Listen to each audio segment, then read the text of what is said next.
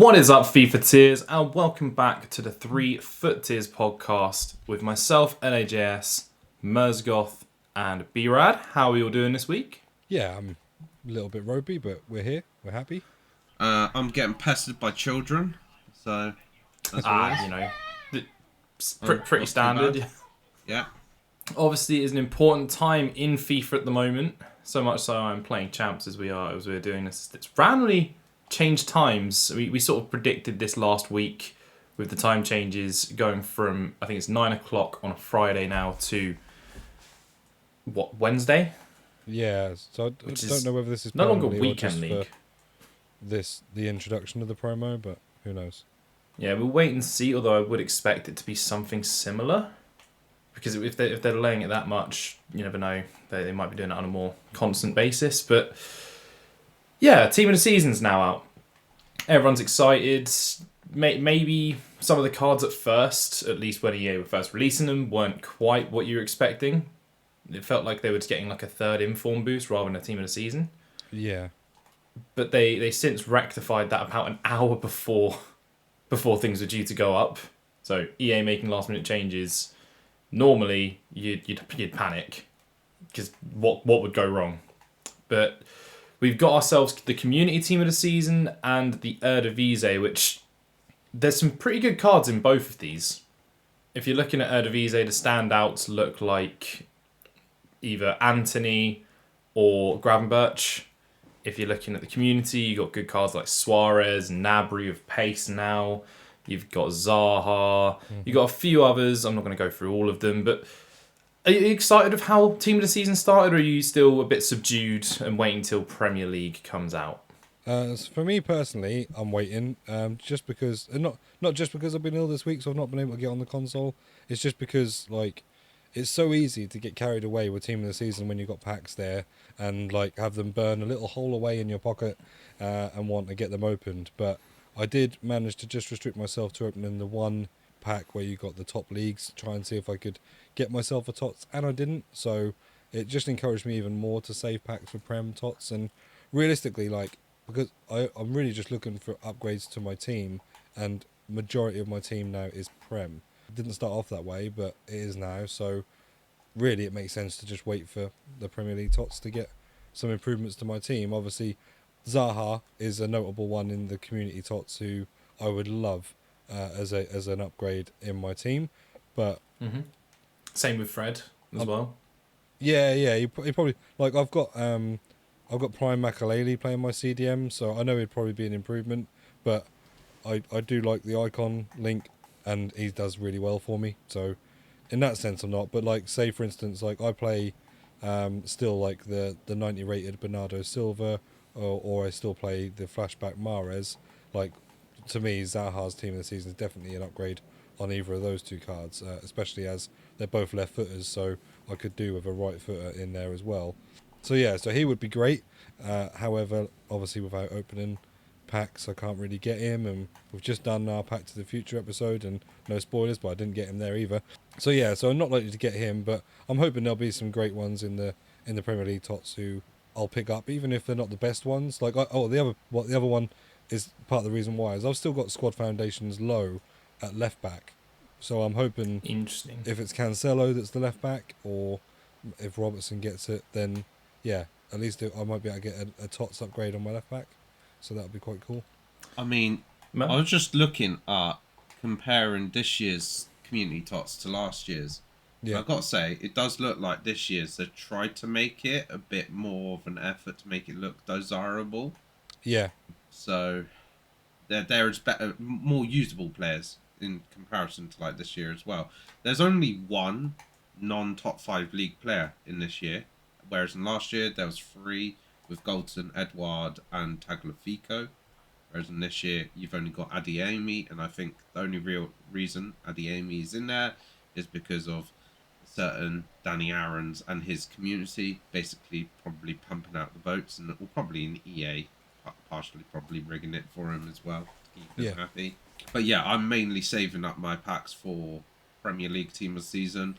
I have got some league specific packs in there as well from obviously the warm up SBCs, and the objectives. However, I'm wondering whether the Ligue 1 and Serie A, I was about to say Serie A open it now to get team of the season, but they haven't got a team of the season player. The Ligue 1 maybe, because I don't know if I can hold off for 5 weeks, just having that sat in the store, just like collecting dust, waiting for Ligue 1 team of the season. I think I might just try and go and get to Debo, who I rejected for some apparent reason as a red pick during champs. I think the only reason I'm definitely going to save the Ligue 1 ones is because there's not a lot of players rated over 81 for Ligue 1, so I feel like it's a very high chance of getting a TOTS. But unless it's a very high chance of getting the same players that aren't in it. Yeah. Unless it's one of your sort of top tiers, then it doesn't really matter if you do get one, unless I suppose they are a decent super sub who's sort of an under the radar player like what I would say Gakpo is in the Eredivisie. Cheap in coins, but looks as a really, really decent guard. We've all been fooled by the whole there's not many high-rated players in Ligue 1 during Team of the Year when we saw Icardi's, Volans and everything else coming out of our ears. So, yes, there's probably not going to be a lot, but there will still be some that there'll be enough that it won't guarantee a TOTS. We know that for sure. No, but they were Pack only insisting. double upgrades, weren't they? I think. Whereas obviously they were only double 11 upgrades, players, yes. So if Icardi and Volland are in there, there should at least still be some other options. But don't forget the Ligue 1 pack was 75 rating, whereas in the other ones were 81 plus. So they lowered the rating for the Ligue 1 to make sure to guarantee that it isn't so easy to get the TOTS when team of the season comes around. So bear that in mind when you're saving your pack. So yeah, absolutely. All good, but it's 5 weeks of waiting though. I mean, I can hold off on specific packs for 5 weeks. I can do that. I'm not going to save a bunch of packs. It'll probably be whatever I've got left plus rewards, sort of here and there. Yeah. I don't know whether the mixed league ones are going to survive past this. In all honesty, for me, it's really, really hard to not just throw it during the community, because otherwise you're waiting all the way for Ultimate, and then the pool for players in Ultimate.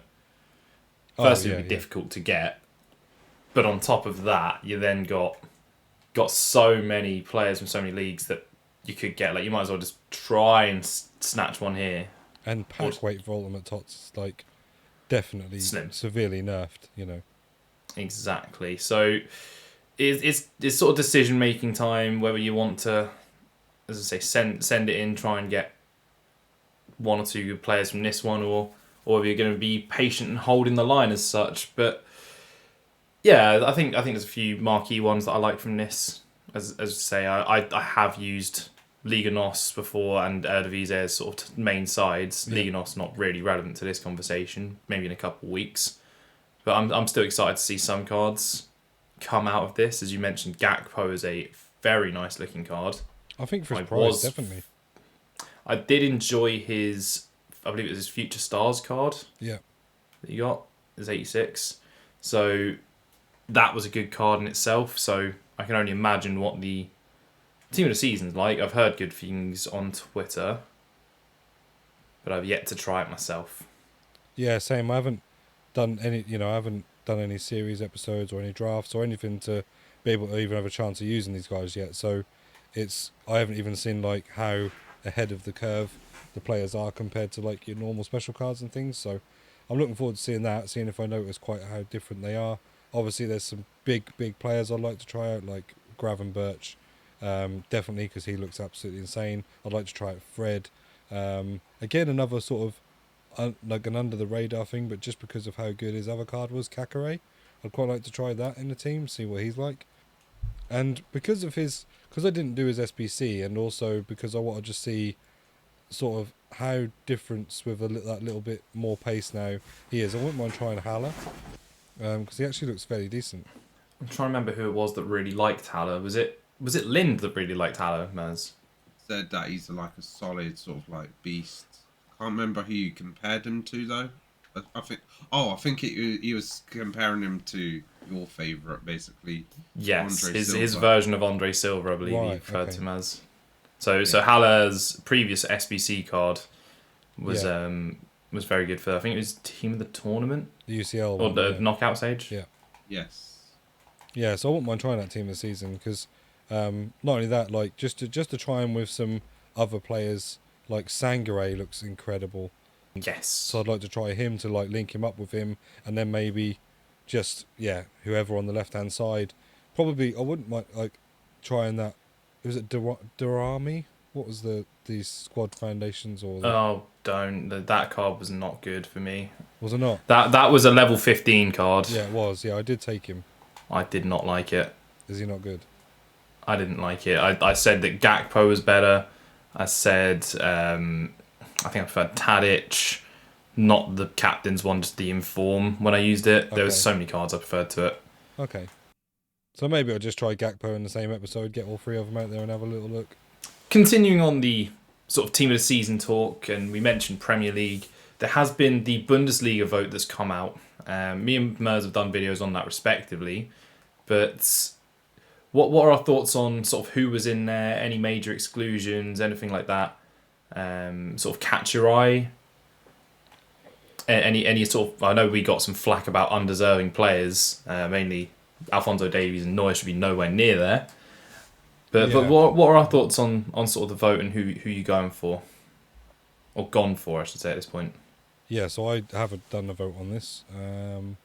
But looking at it, I mean, in terms of like what I've seen from informs and things this year, I mean, it seems like Kevin Trapp has probably had the best season in terms of the goalies.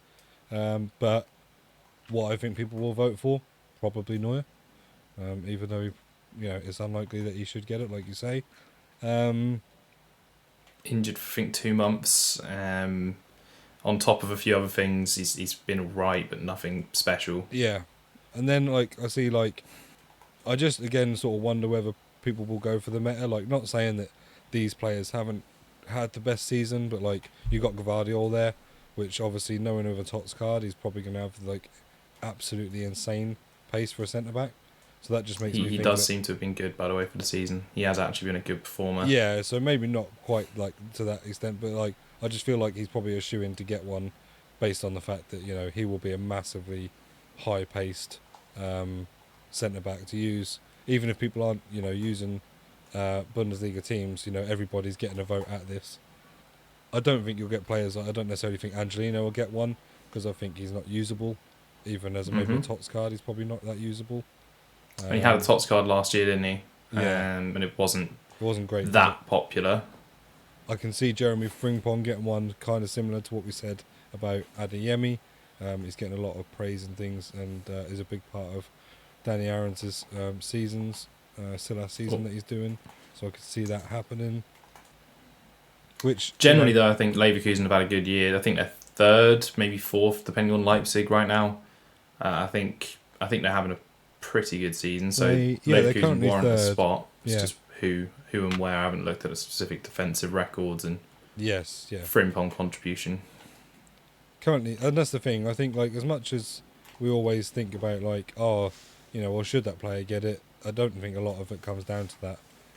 As we've said with the Prem TOTS, not to stick on that too long, but there were people there that definitely shouldn't have been in the vote and probably will get a TOTS, even though they shouldn't have been part of the vote anyway. But we'll see when that comes out. I think the forwards is probably the easiest part. That's exactly what I was about to say. Yeah, I think, like, obviously we know whether you even not playing FIFA, you know that Nkunku has had an unbelievable season. So to me, it seems like absolutely shoo-in for a team of the season. Likewise, Lewandowski's not had a bad season, although Bayern Munich, out early in the Champions League and things like. But yeah, Nkunku kind of picks himself, I think, in that vote anyway. Same as Haaland and Lewandowski in some ways. Yeah, I think that potentially they might be the three that you see, but yeah. And then it would be interesting, like, how they do it. Like, do they do, because Nkunku obviously did have a right forward card, didn't he? I think he did. Yes, it was the team of the tournament. Keep saying team of the tournament. It's team of the knockout, I should say. Right. Yeah. That he got. And what did they? I keep saying wrong. And to sort of, like, seem like I've not really been in the loop with team of the season. What did they do that with? What was the formation they showed the team of the season this year, or did they just do it like? They naturally show it in a 4-3-3. Okay, yeah. But they're not converted people to wingers. Obviously, you've got Gerard Moreno and you've got Suarez, who are stage strikers. So, yeah, they might not necessarily position change, and you may get a 4-3-3, and it might be Haaland, Lewandowski, and Nkunku, and then they're all going to be potentially strikers or centre forward maybe for Nkunku, because he doesn't always play up top. I know, but he spent a lot of his season there this year. Yeah, I think what is it's more based off of what the default card is, the nominee. Yeah, so that's the interesting thing, isn't it? Because he's a cam, but he's in the attackers. Yep. He's the oddball, isn't he? He is. Yeah, they could do what they want, couldn't they? They could make him a right forward, which probably drives his price down a little bit, but people love him. Like I see him all the time. He's in the current Bundesliga vote, even though he's had several Player of the Month cards, and he's now going to probably have another 91, and his team of the season 92, sorry, possibly. yeah. And then he's probably going to have a 96, 97 TOTS. You'd expect, but deserves it, So well, this question I pose to both of you then, and myself. Yeah. What rating would you think they'll give Nkunku based off of how many special cards he's already had this FIFA, and how they seem to have toned down this year's TOTS in terms of the ratings? They don't seem to be going, at least at the moment anyway, too crazy on the ratings. Maybe EA have figured, there's still a few months left in the game cycle. Maybe TOTS shouldn't be 97, 98 rated. Maybe go a little bit lower. Yeah, I suppose it depends on what they do with the end game cycle. Are we going to have a festival of FUT or a footies, and then some other promo at the end of it where we have some crazy cards again? Because it's not always guaranteed. Sometimes they've done something, sometimes they haven't they? But looking at, just to take an example, Luis Suarez is obviously 96 rated on his TOTS, and his highest card other than that was 93 rated from his FUT birthdays. But that also had a significant upgrade, because his then next highest card was a Rule Breakers, which was 90 rated. So, if they're going only a few ratings higher than their highest special card, and Nkunku's Player of the Month ends up being 92, does he just get 95? Or because he's had such a good season, do they kind of have to put him in the top bracket of ratings, because arguably he's been the best player in the picks? I'll be interested to see. What rating do you think they'll make him, Luke? I think 97. If he's getting Player of the Month, if he's getting Player of the Month this month, which is a possibility, he'll be 92 as standard highest card. Yes. In which a +5, they'll be trying to push things fairly high up. I think Suarez being a key example, as we've said, I think he's 96. His Which other was a card, +3. it was a +3 at that point. Yeah, that's so what I mean though. It's a +3 on a FUT birthday, which is just like a boosted promo card, like you say. And Kunku's a performance based, so really he should get a bigger boost, because Suarez has only got that 96 because it's a boost on a card that was actually another promo boosted card, not a performance based card. So yeah, I'm in agreement with Luke. I think if anything, he deserves a higher rating because of his performances. Other community TOTS that have got performance-based cards, admittedly they've only got one because of the criteria to be in the vote in the first place. Yeah. But they've had only +3s. They haven't had +5s. I think only ones that have maybe had really big jumps are those that have only got cards that are 82 to maybe the 85 threshold.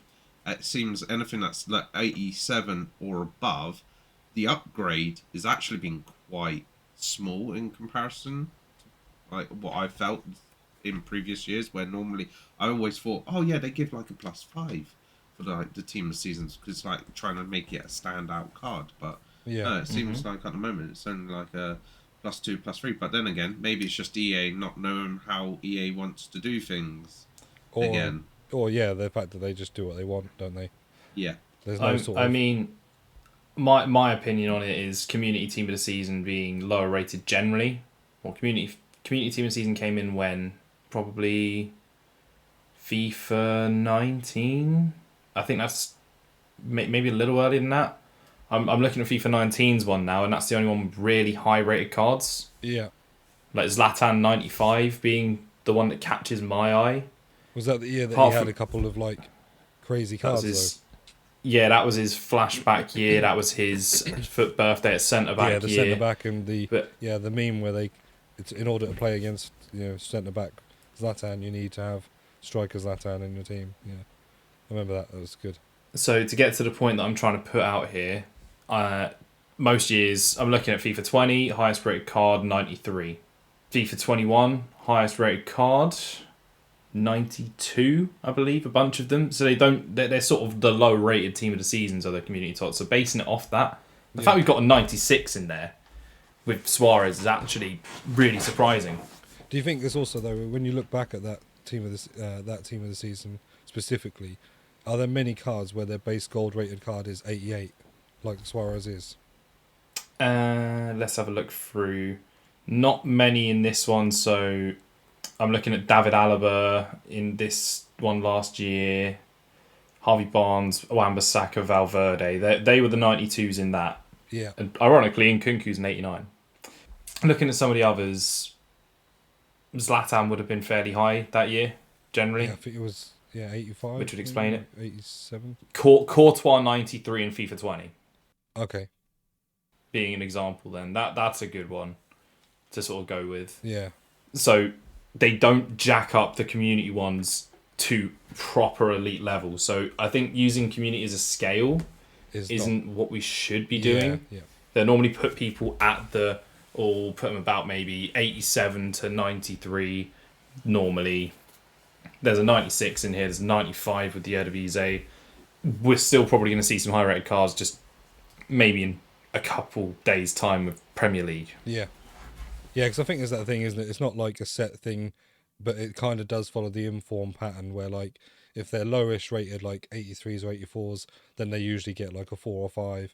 But if they're like 88s or 89s, then maybe they don't quite get it because they don't want to push them up too high. Because if you make say for instance, an 88 rated Suarez, a 97, 98 rated card, then when you come to actually your Messis or your Neymars or your Ronaldos, and you make them the same rated, they've had completely like polar opposite seasons and things, and it doesn't then kind of make sense. But even in that sense, like I say, Suarez having a 96 is rather high, given that his performance-based cards aren't that high. I think he's just had an 89 rated inform.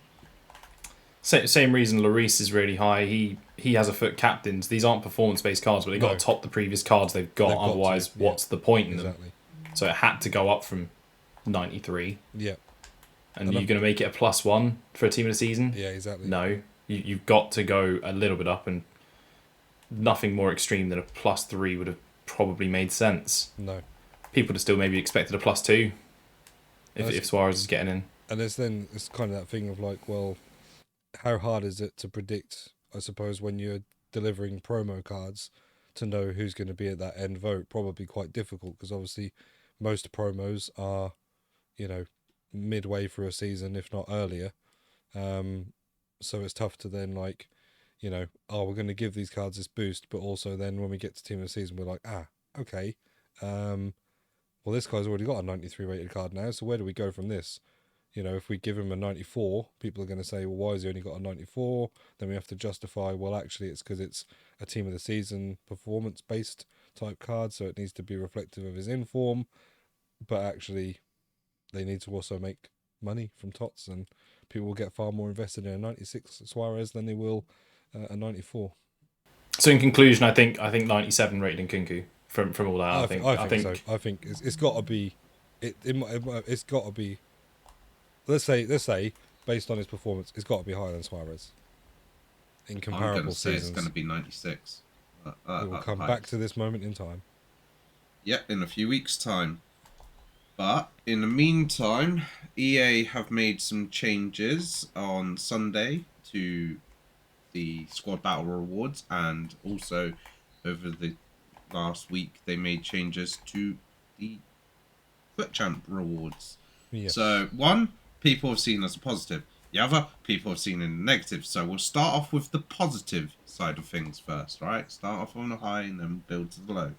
So build to the for low. the first time ever, and for the first time ever, squad battles is getting mentioned in a positive light for the first time since icon swaps was first announced. Yes, yeah. Yes, I guess this is probably done in a way to try and probably bring some life back to that game mode, because I know, generally speaking, from a lot of people, they don't care about that game mode. They don't touch it, and the only time they do touch it is for the squad battle, uh, Yeah, for the the icon icon swaps. Yeah. swaps. Sorry, for the icon swaps, and that is the only time realistically they touch it. Like myself. Now, will it make a change? Who knows? Only time will tell. Like for me, right now, the changes won't make a difference. I'm not really going to bother touching it because it's not going to make it more entertaining for me. But simply put, the changes from Elite 3 onwards, you now get a team of the season player. So if you get Elite 3, 2, or 1, you'll get a guaranteed pack. Same as if you finish in the top 200, but that's 200 to 101. You'll get the guaranteed TOTS pack. So that'd be whatever the minor league and major league is. So at the moment, as of this recording, it is going to be the community TOTS and Eredivisie, and that'll be rewarded on Sunday. So I'm guessing on Sunday it will be probably Eredivisie again. Well, actually, no, it might not be. It'd be the EFL and the Prem. No, I think we did Even though, say that. I think we did say based on what we've seen, EFL comes out on Monday.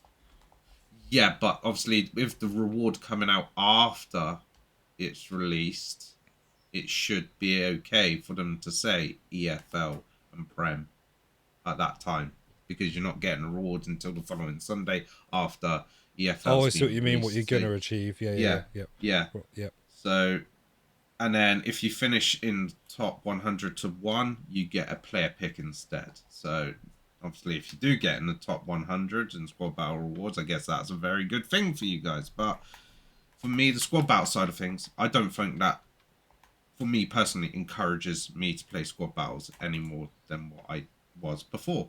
So what about you guys? Like, do you see this as a huge, or do you just see this as a small Um, bonus? the the only thing I think, the only reason I think that it's quite big is because we know that there's going to be team of the season SBCs where you'll guarantee yourself a TOTS guaranteed player, and that is going to need a team of the season every other year. It has done so. It seems like it will. Now I know obviously we get objective players, you get SBC players. That some of them are going to be cheap, some of them are just your time. So you can submit those if you don't really care about those players. But it kind of gives another outlet for another player to be able to use. So I don't know that from that standpoint, as especially as someone who's currently invested in some team of the season players ready for this scenario, I'm interested to see how much the prices do inflate when the SBCs come out and whether they do much because people are able to get essentially a free one. However, it is a lot of squad battles games still to get that free one, and I think that those that are only now maybe starting their icon swaps or in the middle of doing them now, obviously they may well benefit, like myself, but a lot of people at this point have already done icon swaps. Hmm. So whether those guys, do I think those guys are going to play again? Maybe only for a particular type of tots, so Prem tots, or if they're rocking, when Liga and tots come out, maybe to give them a chance of getting that Messi, Mbappe, Neymar, maybe. I generally think, though, you might get like a 5%, 10% increase of players, but not anything more significant. I just think as a game mode, we all play it as a necessity to do icon swaps and everything else. And at the start of the game, you do your squad battles because you get your packs and it gives you packs. You do your game, sorry, to give you packs and obviously start your journey on Ultimate Team for as cheap as possible to get build teams and things. But generally, after the first few weeks, it's sort of run dry already. So yeah, I think for some people and certain tots it will boost, but in terms of the longevity, no, I don't think it will make much of a difference. Yeah, so I do think it will see a big upturn in terms of content creators. They will do a fair bit. Maybe your average person might not do as much, but if you've got the free time, it's a free team of seasons. Brad said SBCs, etc., will benefit. So I don't see any reason why it's not a bad thing, and why it won't see use. I think it will see some use. Definitely, will see a decent upturn. And Although, definitely, obviously, you've got so many RTGs in there that, loads of people that are doing RTGs will still do it because they're not spending money on the game, and fair play to them, Yeah. Exactly, yeah. RTGs will benefit massively from things like this. You can only play a certain amount of rivals in a week. It would be something to do whilst, say, as I mentioned, content creators, whilst editing, you just stick game score battles on, get a couple goals, put that down, focus on other things. It's something that will sort of be just something to pass the time.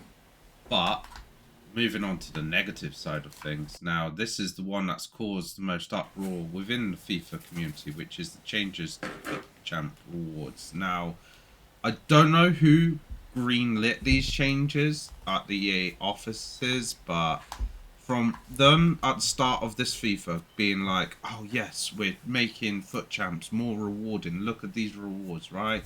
Look at this. You get your 9 wins. You get a Team of the Week pack, right? Now everyone knew that as the Champs Team of the Year season comes along, that Team of the Week turns into Team of the Season. But what someone at EA decided is that the 9 wins and the 11 wins will no longer get that special pack. Then they also decided, let's change the red pick. So they've taken away a red pick as well. So, like, you got 3 red picks for 11 wins. Now you only get 2.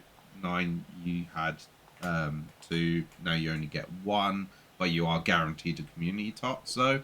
But also the number of players available to select from is down to 3 as well, which isn't that particularly great because, like, yeah, sure, you got that still chance of getting something decent, I suppose, but still, like, most of the time EA likes making sure that you get, like, 3 of maybe, like, the bottom half selection of players in terms of value or rating in that particular week. And so, yeah, but they haven't then gone to counteract it by giving an extra pack or something like that. Ordinary pack or coins. They've just literally cut that extra reward for what you're grinding towards in FUT Champs. And also, the secondary league ones are capped at 90 as well. So, like this week with Gravenberch being 95 rating, he's basically not available in any red pick. So, seems a bit weird, like what has gone through EA's thought process with these rewards. I think it's almost, in terms of your win percentage and the rewards, it's very much like last year now. So, essentially, if you want to get the Team of the Season pack now, you have to get the equivalent of Elite 3 in terms of win percentage of last year. Now, it is 14 wins as opposed to 23 wins, but when you actually work out the win percentage that you need, it is the same. But what do you guys think of the changes that they've made to the... Not good. No. It's basically hurting the casuals. It's making champs even more toxic than it usually is. I mean, I'm playing it now and I had someone quit out on penalties. They played for penalties as well. It was a nice, boring 0-0. They were passing it around the back in the first half of extra time at 0-0. And fortunately, I was winning on penalties, so EA gave me the win, fortunately. But yeah, guy quitting on penalties thinking he's something special. It's bringing out the worst of everything, which shock horror. Have you played Champs, Brad, this weekend? No, mate. Have you noticed? No, I was not well enough to put myself through that. Seen things about the toxicity levels being higher, but I think when it comes to Team of the Season, I was always expecting that anyway. But what I would say, yeah, so in terms of the reward levels, I think it doesn't surprise me that they didn't want to carry on in the same vein because it's EA and we don't like to give anything away for free. However, to the extent that they've done it, I think it's pretty disgusting. Like Luke said, your casual players now are being punished. Myself, like, I was someone that would get to like rank 5 and only have maybe 1 or 2 games now, and I was kind of playing it in a relaxed attitude and was enjoying Champs this year for the first time ever, if everyone's ever heard that phrase.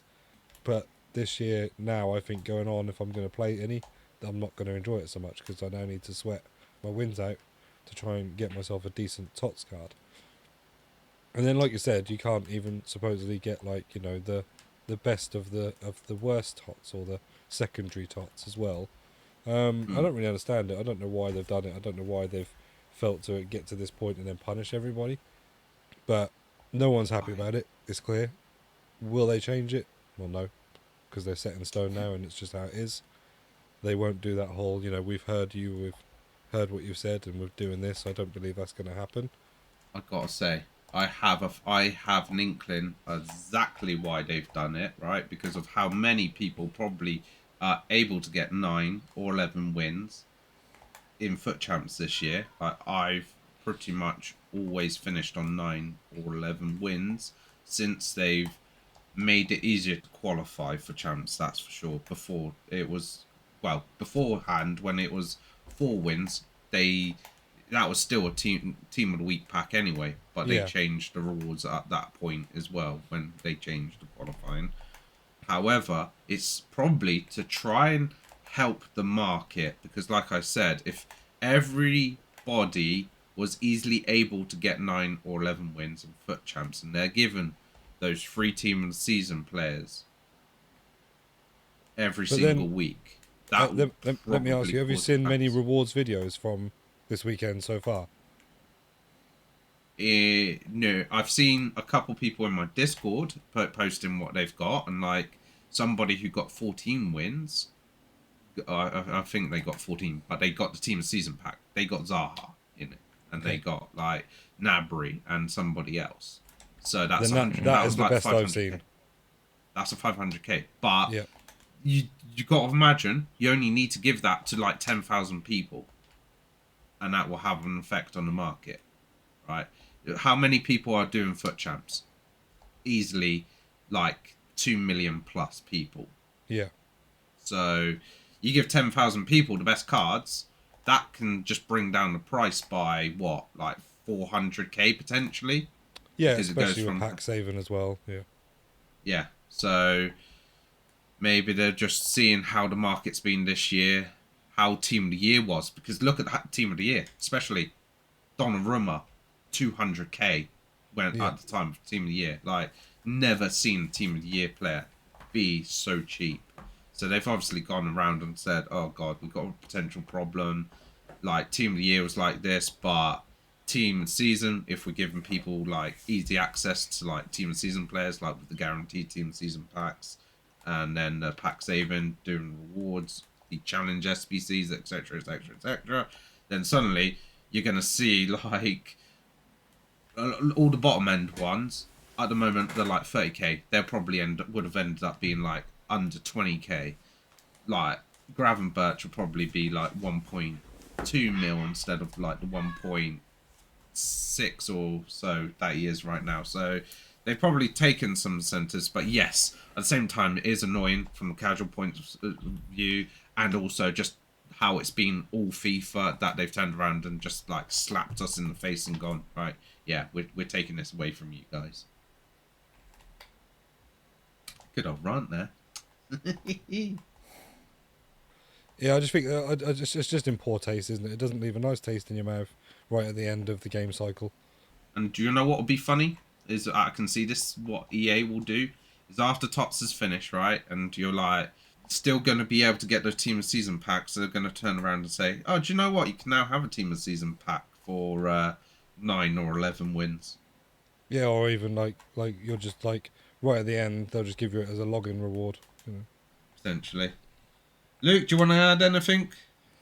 No, I don't. I think we've comprehensively covered what a decision this was, and transfer market needs a recovery, as you said. But I think alienating the casual market's not exactly the best way of. Well, it's the best way of curbing it, but it's gonna still ruffle some feathers. People have enjoyed almost the casualness of champs.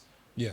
In this second half of FIFA, because I know I gatekeeped it in the first half, but yeah, second half of FIFA, it's been fairly low key. It might affect whether I do challenges, because I know I've started doing some challenge ones for Weekend League. I don't think I'm doing anything like formation is picked by a wheel each game again with a team of the season on the line. Whether rewards are better or worse, it's just going to cause me to be a bit more boring. Yes, exactly. But I think enough said with that. All our thoughts and opinions have been laid down. Obviously, maybe, guys, just come over to our Twitter or join our Discord and lay down your thoughts and opinions on Yeah. the rewards. Let us know what you think. Yeah, get But angry with us. Yeah. Why Start not? a petition. Start a Yeah. petition to EA. Not that they'll probably listen to us anyway, but have you watched any football this weekend, Brad? I have watched a couple of games, but again, to be fair, so I don't know if this is a bit off the topic just at the moment as we are going to talk about this week's football, but I'm a snooker fan, so I'm currently missing the world final. I don't know the score at this moment in time in the final I session, believe I saw it. but I have watched a lot of it this week while I've been laid up in bed, and I've really enjoyed it. And obviously, it is another big sporting event this time of year at the Crucible. Judd Trump, Ronnie O'Sullivan in the final. I know Judd. Well, I was can training. confirm it's finished. Oh, I know okay, it's so finished. Ronnie won. Whatever's happened. Yeah, pretty much. So, You've said it. Yeah, It's I mean finished. that was obvious because it wouldn't be finished by now because Judd was like a 3.3 frame deficit. But never mind. Ronnie wins. Unfortunately, I don't like the guy, but never mind. It is what it is. So, yeah, this week in football, obviously we won't touch too much on the team of the week. I will just look at a couple of cards. But the reason we won't is because pretty much we're in team of the season mode, so none of these really do matter in terms of getting into your teams. But we'll just touch on some anyway because there are still going to be some people that will obviously get red picks and get some in their packs as they open packs for team of the season. So you can be looking forward to this week a 89 rated Phil Foden by the looks of things. So that's his inform for the win against Leeds this week. So obviously the race for the title is well and truly on. Now I saw that basically they seemed like the sort of general census was they don't think either of them will slip up. I don't Pretty think much. that will be the case. Oh, which do you see slipping up? So I was looking when they showed the fixtures, and there seemed to be a couple of dodgy games for both teams, though. So I'm not saying I necessarily think that there's one in particular who will, but for me there are a couple of tough games. So one of those for me is Man City away at West Ham. Now West Ham didn't have the greatest of results against Arsenal, but I still think it's tough, given where West Ham are, and I think it's on the 15th of May, so I think it might depend on West Ham's status in the Europa League as well. Could play a factor. Obviously, they're currently 2-1 down at Frankfurt. But that, for me, is probably like identifying their most likely game to not necessarily lose, but a draw, obviously, significantly ruins the chances of them winning the league. Likewise, when I looked at Liverpool's fixtures, I see, and I mean, I don't know how you think about this, I see it being the game against Tottenham. No. Now you say no, like you think that they're going to beat you, I assume, quite easily. 100%. It's at Anfield. Liverpool have lost like 2 games at Anfield in 3.5 years in the league. The only reason I think a little bit is because obviously they've got Champions League tomorrow. So that's Tuesday. It's probably tonight for you guys listening. But they can afford to rest some players a little bit. They're 2-0 up. So when I say rest some players, as in we don't have to put out the top 11. They can probably do what they did last leg and rest a couple of players. So they should go in strong against Tottenham. But I still just think there's that anomaly, like with a team like Tottenham.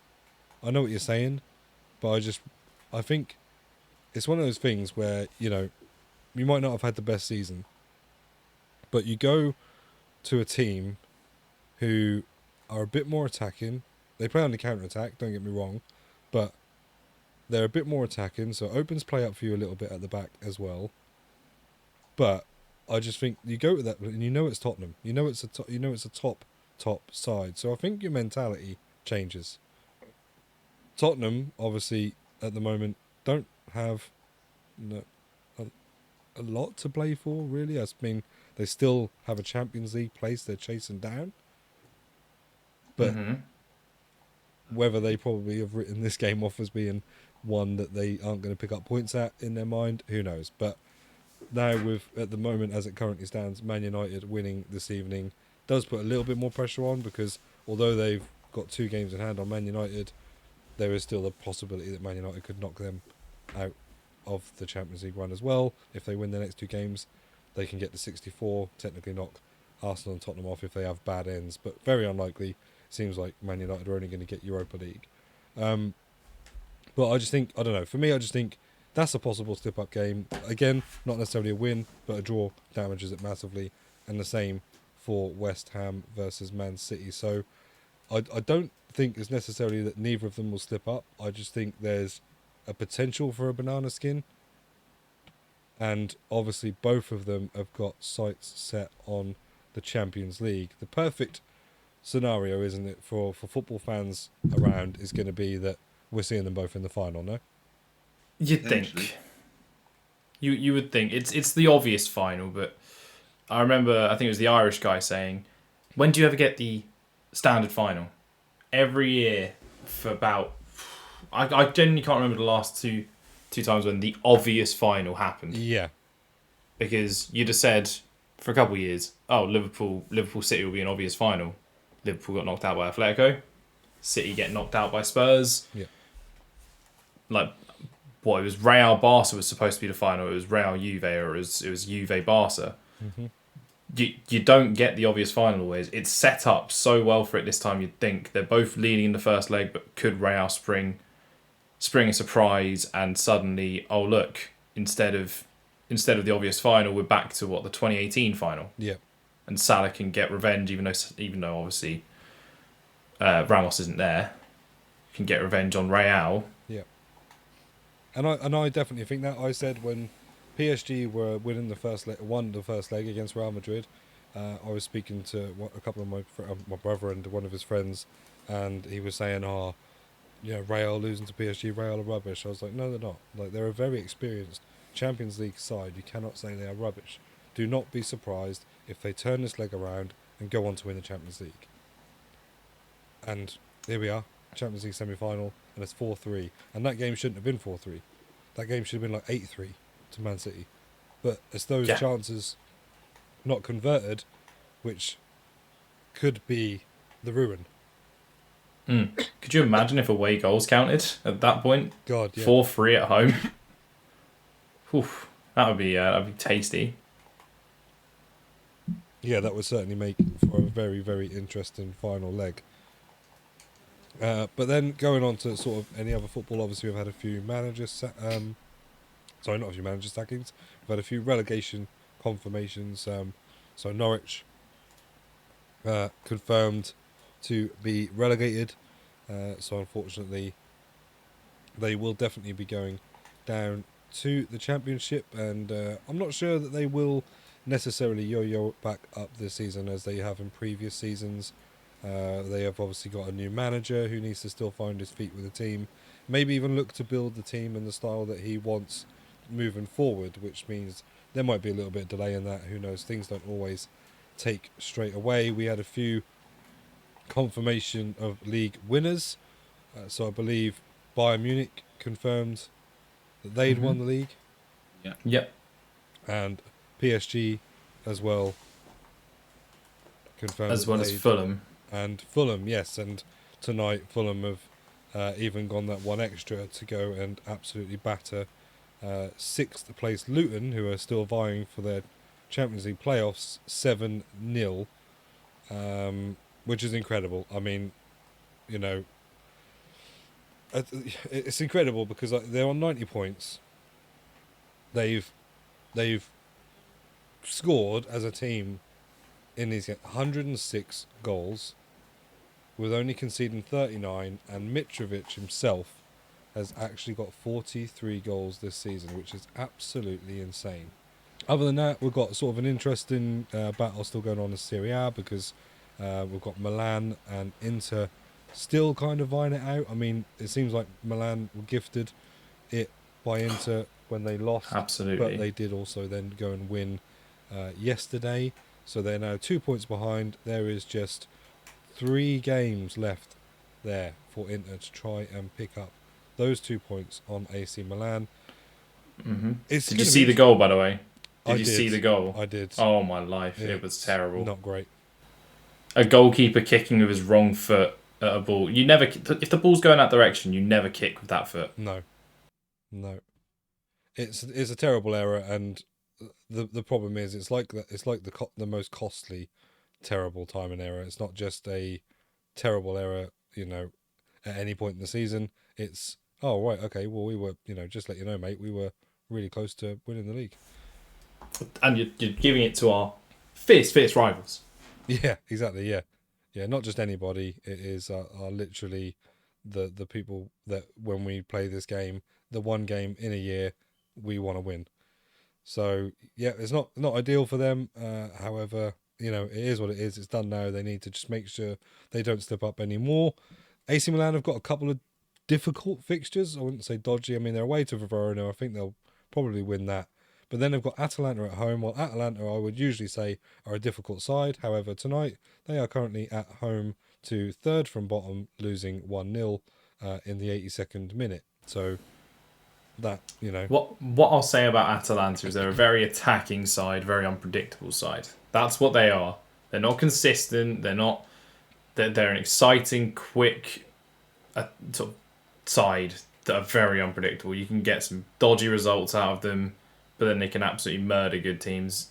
It fully depends. Look at the Champions League where they nearly knocked out PSG, I think, was it last year or the year before? Yeah. Like games like that happen. So they are a wild card team, well, to say the least. This is the thing, though. This is why I think tonight is such an anomaly of a result, because, like you say, if anybody asked me what like an Atalanta score is going to be in the Serie A, I'd have said, oh, it's probably going to be like 4-2. Because that's generally like how they run their season. They get goals, but they always leak goals.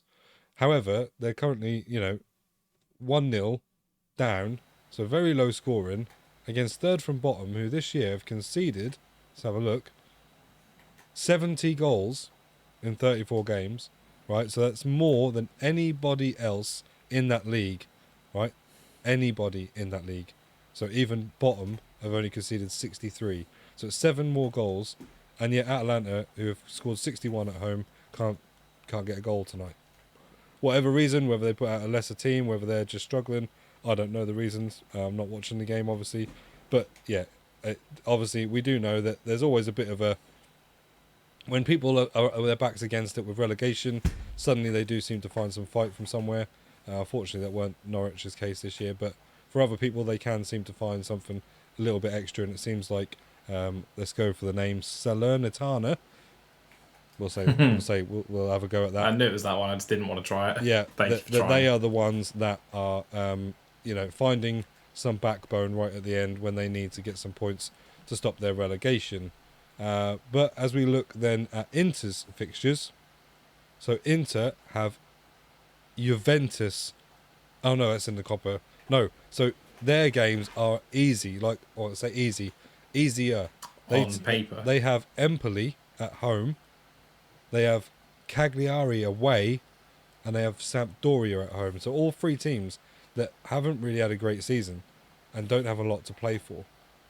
So again, we're looking there at like they should really pick up their 9 points, and it's kind of AC Milan's, again, a bit like the Man City scenario. Everyone just needs to carry on winning.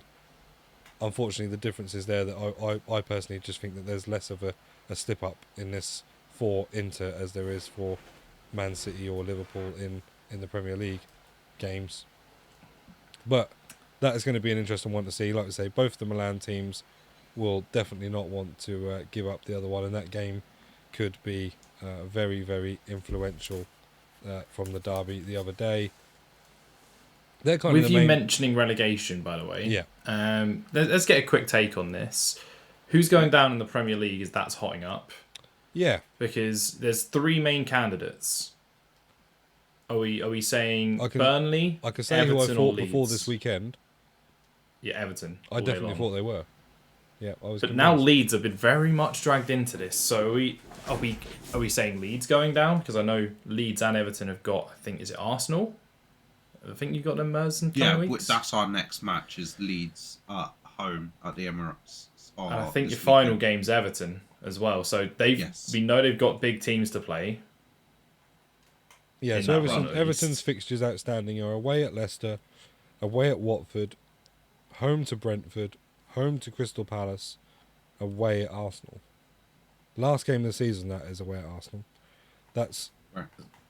Could be a huge they game. really want to be out of it by that, because I think come that final day, especially if Arsenal find themselves still needing to hold on to the Champions League spot, I think they could be in trouble then. I've got the Leeds fixtures in front of me. So they've Okay. got Arsenal away. Then they've got Chelsea at home. Now, Chelsea aren't in the best of form at the They moment. aren't. No, So they aren't. Mm-hmm. then they've got Brighton at home and Brentford on the last day of the season away. So, Okay. So a couple of sort of non-games in terms of the teams they're playing don't have a lot to go for, but yeah, like you say, there's a tough game there. I know The obvious, Burnley have got Tottenham. I know that's one of them in our run-in is Burnley. the obvious one here is for me is the Watford Everton fixture, because obviously Watford are Practically down. practically gone. Like, even if they win all 4 of their games, it would take them to 36 points, but you would expect that Burnley or Leeds would pick up 2 points by the end of the season. Really. And You'd that think. is obviously with that anomaly of Watford winning all 4 games, which I don't think is going to happen, because let's have a look at their fixtures. Everton. Chelsea, Leicester, Everton, Crystal Palace. They're not winning all 4 of those games, Yeah. unfortunately. No. So Watford look like a shoe-in, but say they somehow beat Crystal Palace this weekend, and then they go into the Everton game, it actually does make that game more interesting than it is at the moment. So, Well, it depends. In what context they could already be down, as you mentioned. well, yeah, because Everton could then could win, yeah. But if Everton don't win, so who have Everton got this weekend? they've got Leicester away. Yeah, so if they lose against Leicester, and then Mm-hmm. Watford beat Crystal Palace, then obviously the next game, which is Watford-Everton, is a more interesting game. However, like I say, it's more than likely they're still gone. It makes it more interesting to then think, well, it's not maybe then a signed, sealed, delivered win for Everton either. So does it put them in more further danger? But I think that was a huge win the other day. Like, it was unexpected, in my opinion. I know Chelsea haven't been in the best of run the last few games, but it was a big surprise to me. I think, though, it will be between Leeds and Burnley. You think it'll be Leeds and Burnley on the chopping block? So you think Everton are safe I think in they'll this? get safe. No, I think it's Everton Leeds that it's going to be the battle between. I think because Burnley have got Aston Villa twice in their remaining 4 fixtures, and then Newcastle on the final day at home. I feel like they have got the best chance of probably getting the survival, and under this new management system that they've got at the moment, they have been putting in some performances, to be fair, Burnley. Like, you're saying how, like, Sean Without Dyche getting sacked won't, like, help them. It has helped them sacking Sean Dyche. It's been a major... It's sad to hear that said, but yeah, it's true. Yeah, it is. I mean, what is it, 3 wins in a row now? Yeah. Believe so, yeah. Yeah, it is, yeah. And a draw. So, Draw and yeah. then 3 wins, yeah. They've arguably had, like, the best end to the season for them.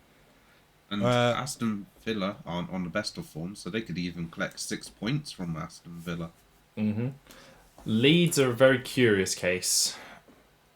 Because Leeds are a team you thought were above this just for quite a while. You thought, even under Bielsa, Leeds they're going to get through okay. They'll be fine. They'll see the next season, but they might not, which is kind of surprising.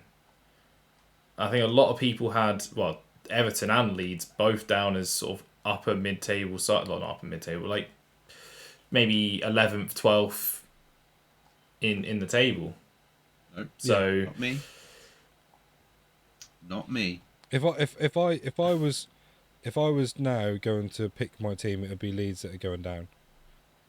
based I on agree. the fact as well that, like, looking at their goals conceded as opposed to Everton and Burnley, they've the worst is Everton, and they've conceded 17 more goals than Everton.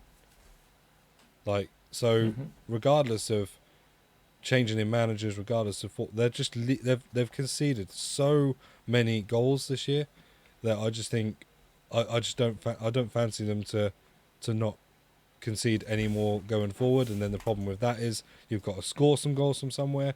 Well, you're coming up against Arsenal, Chelsea, Brentford, who have been playing well. The only like game there where I think is easily not easily winnable, but a more likely winnable game is Brighton at home. So I think Who've been in very resurgent form in recent times. Yeah, and actually like started the season fairly well. They did. They fell off in the mid part, but they've shown up Arsenal, they've shown up Tottenham in recent weeks. They got a draw against Southampton, which could and should have been more, from what I understand. Brighton are a very good side at the moment. I think, in my opinion, I think it's Leeds. I think Everton would have been my pick had they have not beaten Chelsea. Correct. I think that's exactly in agreement with you there. I will just do one team of the week update. I think there's a new player to be added based off of tonight's game. Oh, okay. Rafael Varane has just scored and got a clean sheet as it stands. Oh, so he's definitely getting you one. You may see informed Varane. They've got to upgrade that one to watch, haven't they? Before the end of the year, they've got to. It's sitting there. You might be seeing one to watch for Varane this week. So there you go, guys. Your red picks aren't a complete waste of time anyway. Unless you've got the flashback Varane already. Yeah, well then, yeah.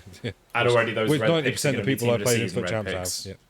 Yeah. And a team of the season red picks now, unless you're an elite, surely. Yeah. Are elite ones affected?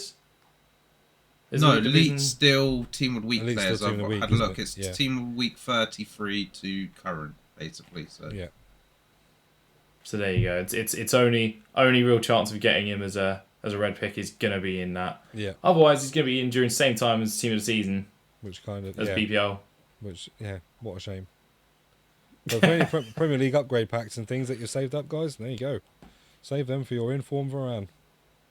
Yep, or as Mers will constantly refer to him, Mr. Tumble. Please do not try and pack a crap card like that.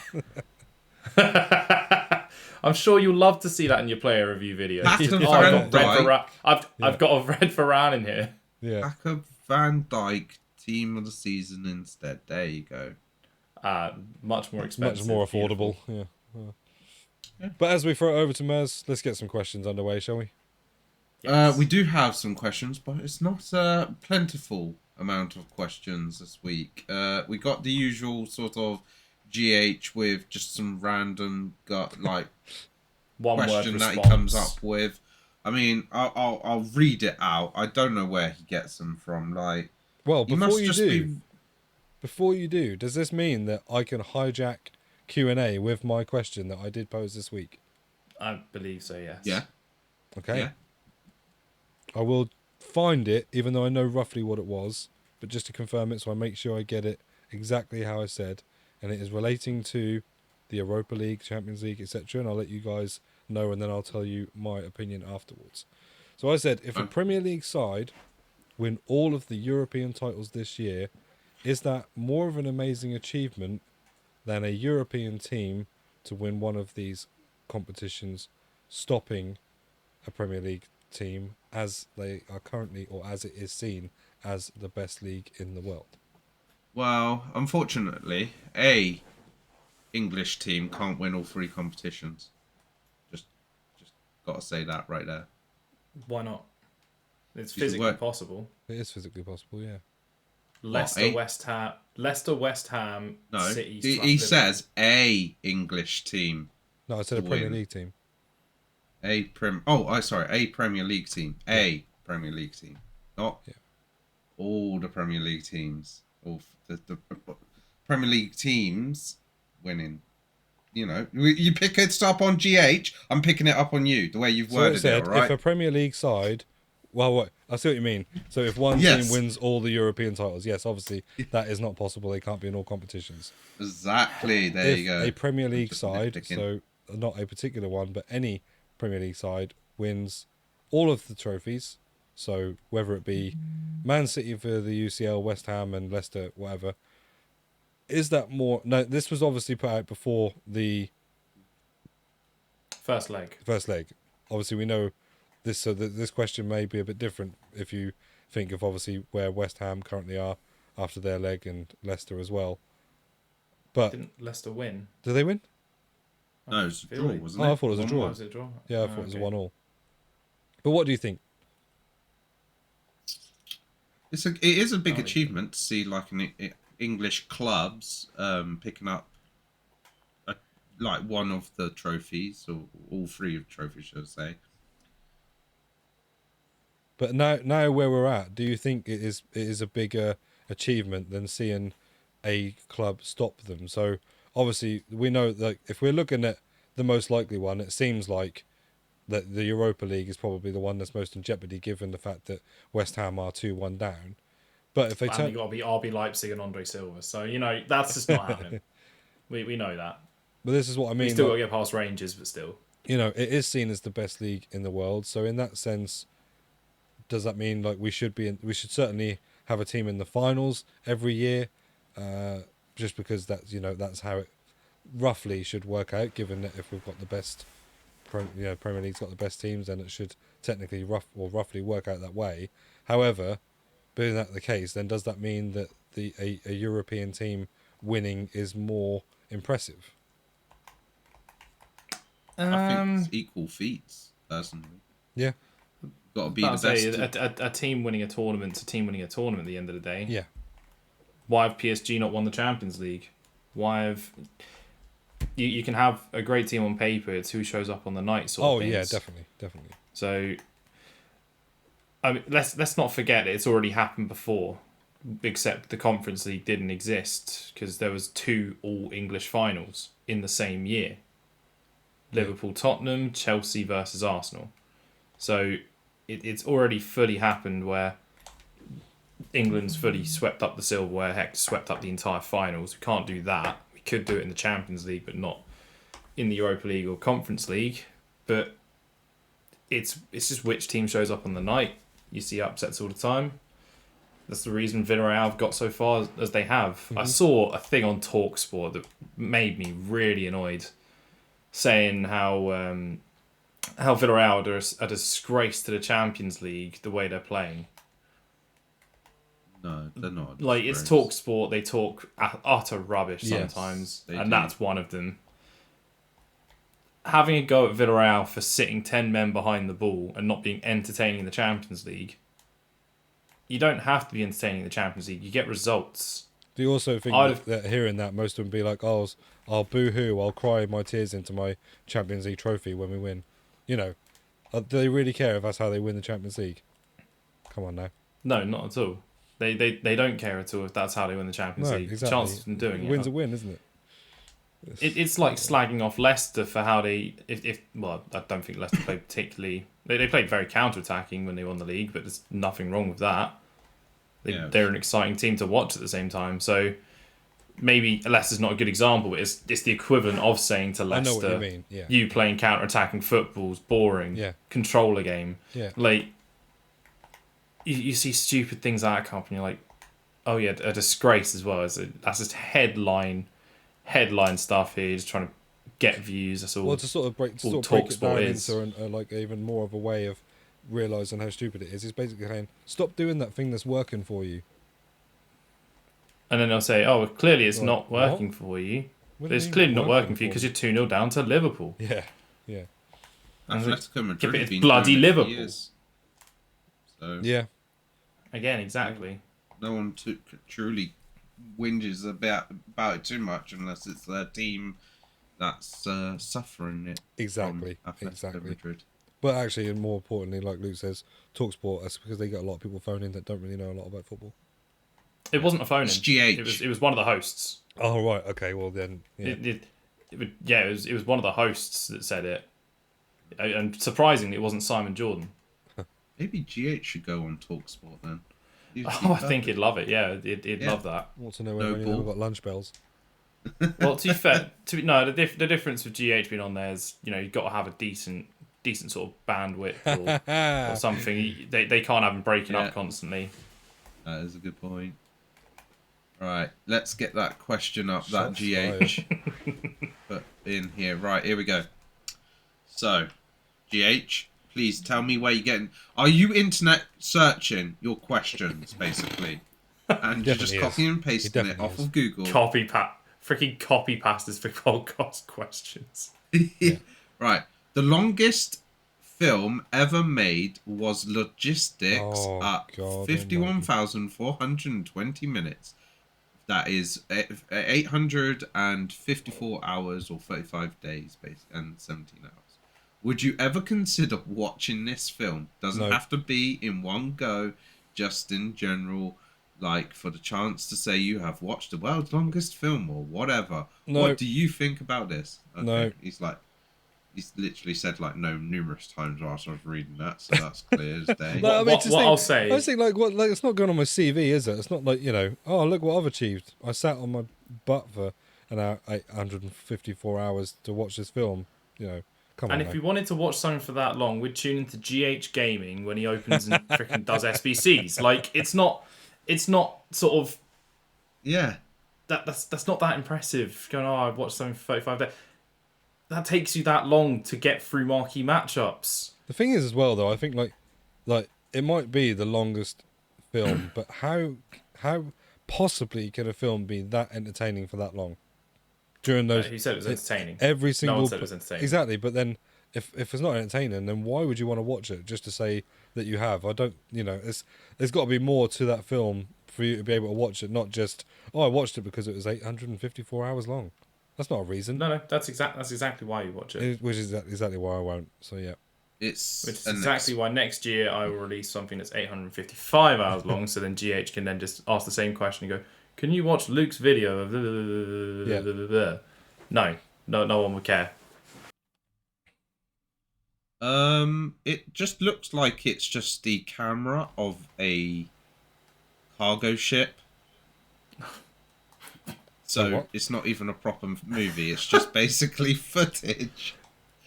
So this I have watched something like this before. Then I will say, let's just get this out here. I did watch once because my mates linked something to me, and I didn't watch this for the whole time. You just watch this occasionally for some stupid thing at school. Was just messing about in lessons or something like that. There was like a sort of camera footage of a roundabout in like it might have even been Ukraine, and you just sort of just sit there. Oh look, there's a truck approaching you. Some people have sat on the foot and it's like something just completely to procrastinate for completely no reason. You're just like, sod it, we're gonna just watch this. Okay. Because why not? It's no accomplishment. No, it's just a random bit of filler, which you can do whilst playing squad battles. Yeah, I mean, so maybe that'll pass on some squad battles. Apologies, GH. Yeah, that's probably gonna be what I'm gonna do during squad battles these days. Yeah, but I mean, even with doing them to get your team of the season, I don't think it's going to be 854 hours. Oh, I don't know. Definitely not. Oh, God. Getting top 100. Oof. That's that's going to require that level of commitment. All it tells me, if I'm honest, George, is that you've just got too much time on your hands. Oh no, he's not watched it either. He's just just coming up with the most random question he can think of. I'll tell you what, I'm gonna just put interesting questions. Podcasts. Actually, do you know what, George? I'm gonna put what you might have put into Google. Interesting questions to ask on a first date. God, I thought I'd be violated in the worst. Christ. Okay. Well, no, but I've put that in here. I reckon we're gonna see some of these in the next one. Okay. What's something you want to learn or wish you were better at? Oh God. Well, just make sure Tori doesn't see your laptop. Yeah, good point. Because this might get really weird. Yeah. Search history, delete. Yep. Yeah. So yeah, you know what I mean. Like it's not. I get why you're asking it, George, but yeah, it's a bit like the toilet question. It's just it's not really valid. Yeah, it's just some It's random. Really random. Yeah, it's just random. He likes it because he's like become a feature of our Q&A now. That's why. Venom has asked us 2 questions that in some ways we've already covered, which is obviously our thoughts and opinions about the champs, changes, and also did you open up your packs or are you saving them for future leagues? So we kind of already touched on those. We touched on that in Team of the Season and obviously in the reward changes. And other than that, nobody else has actually submitted any questions. Oh, actually, no. GHR has asked another one. Why can't you just ask like more questions like this in some ways? Players you think deserve a TOTS that you know ain't getting one. Coutinho. Andre Silva.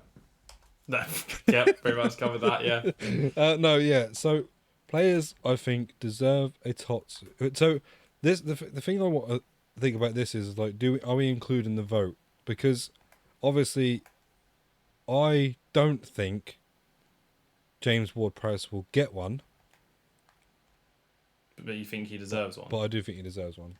But that's only because of how I feel about him as a player to that team. Obviously, if you put him against everybody in his position in other teams, then yeah, obviously he doesn't. But Okay. you know, it's tough because I think looking at the votes, I think there'll be players there that we could have voted for, and like I say, unfortunately, it's always the same case that people that don't really care about the teams and the statistics, like we said about, no one's going to go with that community team of the season when we were doing the vote and look through all the statistics of the players and see who was statistically the best centre back, left back, right back, etc.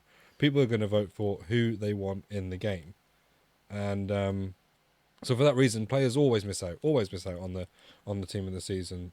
So if I look at the Premier League TOTS vote, just because that is obviously the next one due out, let's have a look. You might as well just pick a goalkeeper because at the moment I'd say or maybe possibly the attackers, because I think for the midfielders you don't quite necessarily know. You say that James Ward-Prowse won't, but I do think that James Ward-Prowse will get a TOTS card.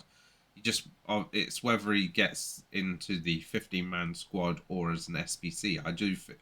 So I mean, in the main first packable bit, yeah, I know what you mean. There's obviously SBCs and things and objectives to come.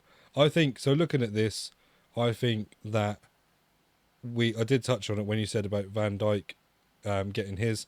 I think Joel Matip has been brilliant for Liverpool this season. I don't think he'll get a TOTS. Agreed. And do you know what? I remember being ahead of my time with this one.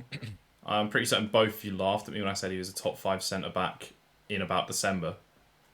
I'm pretty certain I got laughed out of the building when I said that. Maybe. Gabriel. Maybe. Yeah, maybe. So I've been ahead of the curve on appreciating Joel Matip at least so far this season. He has. He does deserve it, but he's not gonna. He's not going to get it because people aren't going to vote for him. People like the main thing here is just despite Liverpool fans who may vote for a complete Liverpool team, it's going to pretty much, I would say, be João Cancelo, Ruben Diaz, Van Dijk, and then either Kyle Walker or Trent. One of those two. No, I think it's just going to be straight up Trent. I don't think Kyle Walker. The only reason I think that is because people love a pace merchant. That's all. An interesting and thing Trent is, will have that much pace, surely. He should have a lot. He should have a lot more, and obviously his passing stats and everything make him a very decent right back indeed. But yeah, it's just that thing, isn't it? Like you say, that in that exact scenario, he's going to miss out on one. But then he's had a brilliant season. Will he then get the objective one? Will he then get an SPC one? Probably. But yeah, in terms of the actual making the main vote of team of the season, I think he will miss out. Same as I think potentially in the attackers, I think Foden might. I've got an interesting thing that I might ask. You know the FUT accountant, he works for EA, right? How likely do you think he'll know who is in Team of the Season? Because he's uploaded a Team of the Season Premier League video 2 days ago. However, I started watching it because I was like, oh, well, if he works for EA, then surely he knows maybe who's already in the Premier League. There's got to be a certain amount of whistleblowing policy going on, isn't there? Because obviously, you know, that he can't they can't give away. They don't want to give. They've given enough leaks away. They certainly don't want to do it at Team of the Season. Yes. So people will be contracted, or there'll be policies to protect information being leaked. But as we know, regardless, it's been leaked anyway this year. So I don't know whether he would then. It would seem a bit strange if he would then out and out go and release a video of the exact team. There'd have to be some anomalies in there for him to make it look like he's not, and it's just his own prediction. That's what they've done. That's what he's done though, because he's added something in there that is like, why have you put that in there? Because he's put in a Team of Season moments Livramento prediction in it, which obviously you can't get because he's in community tots. Yeah. So I think that could potentially be a red herring to throw people So this was 2 days ago. This was 2 days ago. So this was when the community tots was already out, because that was obviously Saturday, but we don't know when he recorded it. Essentially, but then he should have already known that he was in the voting for community tots. So why would he then suddenly get like prediction for the Premier League Team of the Season? You know? Yeah, it's interesting. It's interesting. So I was like, maybe he knows stuff, because maybe he's trying to tell people, like, subliminally, like, these are what it's going to be. It's an interesting, it's an interesting thing. But yeah, in answer to that question, I do. I think that there'll be some people that will miss out on main teams, but like we say, there are SPCs, there are objectives. There's, generally with Team of the Season, there's not many people that I think, oh, they've not even been included in the vote. It's just that I think some of them won't get voted on because people like to go with either the meta of the game. And like for instance, so as I scanned across, I just looked at Bukayo Saka. I don't think he'll get one. Well, that's what Foot Accountant had on the first 11. His Bukayo first Saka? 11 was the midfield three was Saka, Fabinho, and Kevin De Bruyne, which was like very interesting. Who was the second one? Sorry, Fabinho. Fabinho. Right. Okay. Yeah. Which I could see that getting voted for, especially by Liverpool fans. But I think Rodri's had a brilliant season. Rice was on the extra 4 slots. Right. I can't remember who was the extra slots, but the front three was Cristiano Ronaldo, Son, and Salah. Son? Yes. Interesting. Like, it wouldn't surprise me in him getting voted because everyone loves Son and game, but I just always assumed that this picked itself and it was going to be Mane, Salah, and Ronaldo. What do I know? We all know. That's why we predict. We will find out, though, in a few days' time. I was about to say, and about the research comment of who's going to research it, me and Mers start sweating profusely as we've had to start researching for our prediction videos. Yes, because there's and we've already been next exactly. Yeah. So for the next Syria 2, 100%. and Ligue 1, me and Luke are going to have to 100% go solo. Research, and our predictions could be completely off with each other. Mm-hmm. And you need to then go through the Foot Accountants video and just see just how close you both were with your predictions. Then maybe. I think it's about 50-50. I think it's very similar. Like most of. Well, I heard a Ronaldo and a Son, which meant both of us have got one.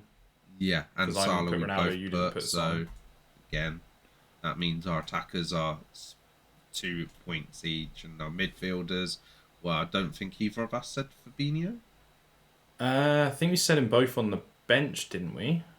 Okay, so that would be 3 out of the 3 for the midfield, and I think you've got all of the defense because I said smiles wildly. Instead Diaz. But yeah. But with that being said, obviously we will be discussing the Premier League Team of Season next week. So thank you everybody for listening to this episode of the 3 Foot Tears podcast. Hopefully soon we might have some big news as well, but we won't say much until once we know everything. Everything is set in stone. But keep your eyes peeled and listening. because we'll announce it on Your here ears as well. pricked. Yeah, exactly. And hopefully be a lot better as well next week. Oh, please. Yes. And thank you, Brad and Luke, for being on the podcast. Always No worries, a pleasure. anytime. And we'll see you next week for talk of the Prem team of the season. See you later, Bye. guys. Thanks for listening. Silla.